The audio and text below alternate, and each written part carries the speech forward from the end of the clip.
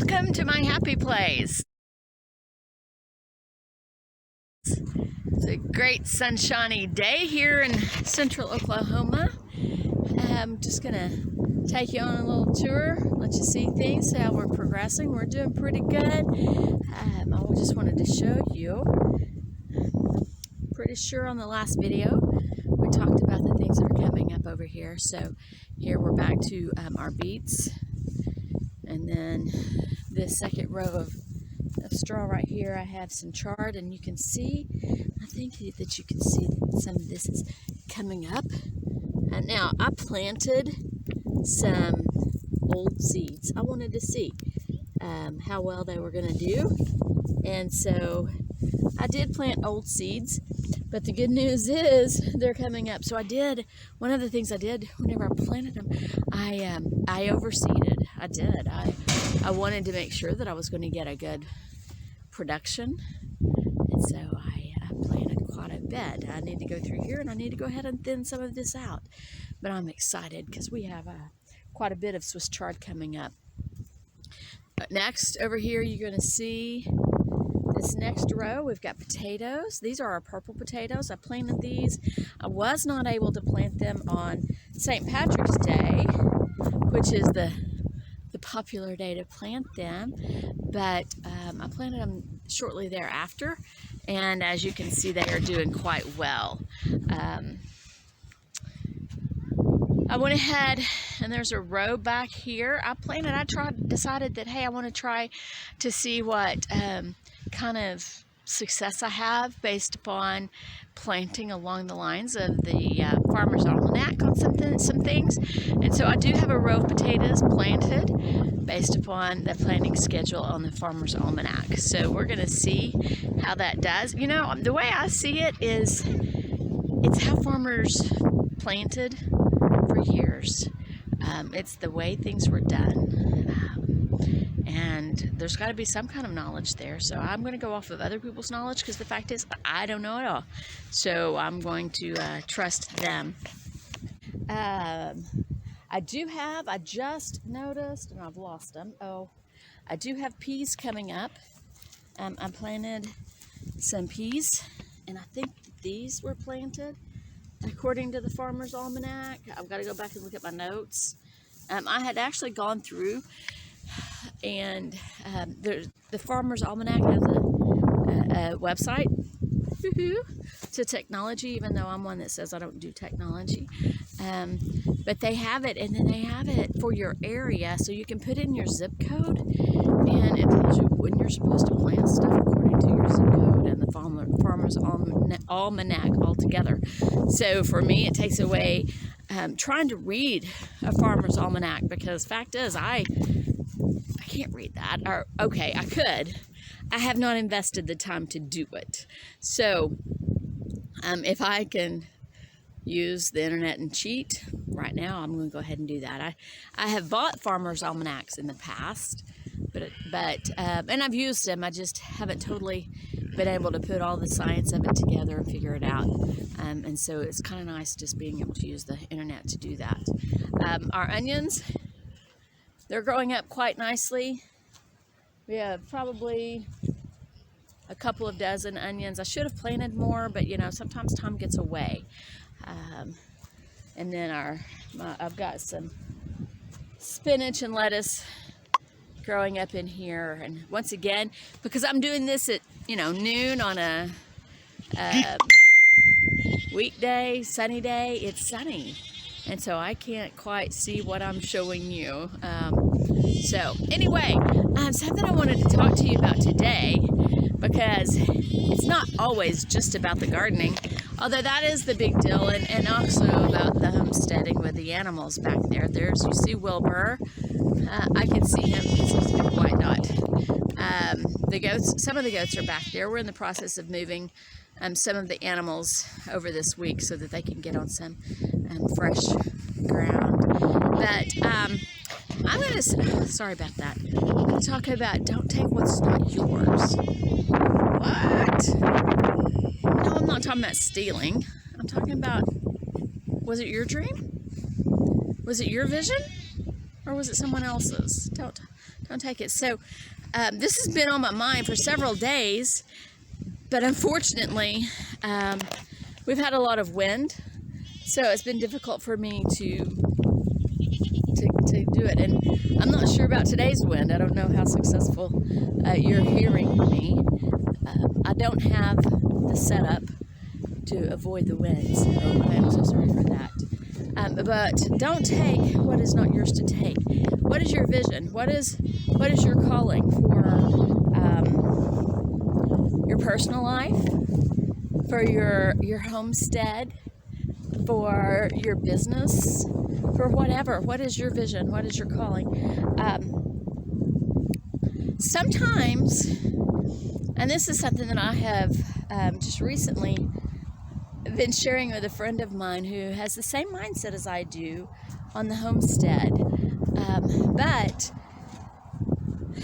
we don't have the same way of going about it. And sometimes we get caught up in we all know this saying, keeping up with the Joneses. We do that even with our homesteads. We do that with our careers. We do that with all of these other things in our lives, that we see a way someone else is doing something, and even though it's not really our vision or what we thought we wanted, we go for it. We do that.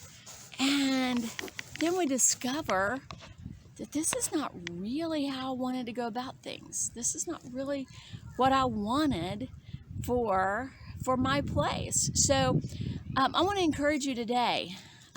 Look at what you're doing. Are you doing something and discovering, wait, that's not really what I wanted?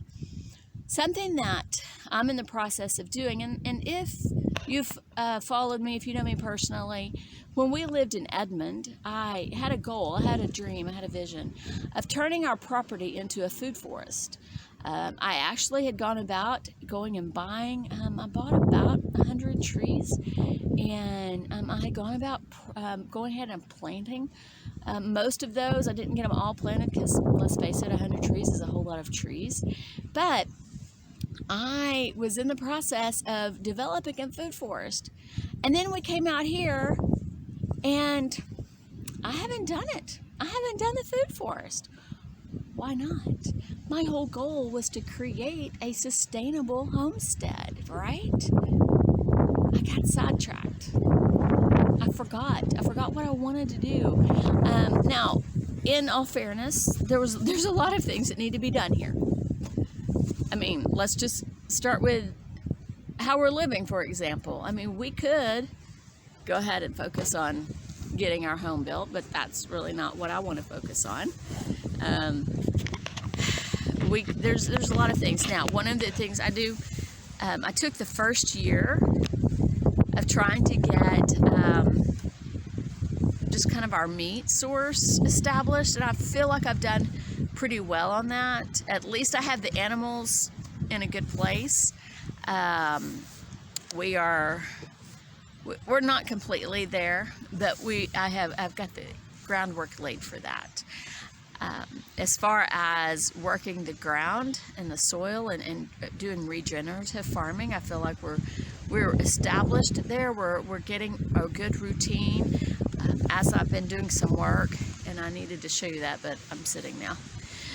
But as I am doing work in the garden, I'm seeing where the animals have done a fabulous job, and the wind is picking up, so I don't know what we're going to get here. But the animals have done a fabulous job on making the soil healthy in some areas, but I need to put them over in other areas to do a better job. And so, I mean, and it really is. It's something it's so obvious that it's very good and healthy. So what I have done has been beneficial, and it's what's needed to be done. But I lost focus, and I was doing something that I wasn't really supposed to be doing. Okay, and so I was focusing on traditional gardening, traditional farming of basically monocrop, mono ag. for the animals even, and that's not what I wanted. I wanted regenerative. So just a couple of weeks ago, I was reminded of my goals of building a food forest so that I plant less and so that it feeds the ground. That way, not only with the animals coming in and doing their job, but also with the plant matter that falls from the trees and the bushes and the just the ground cover.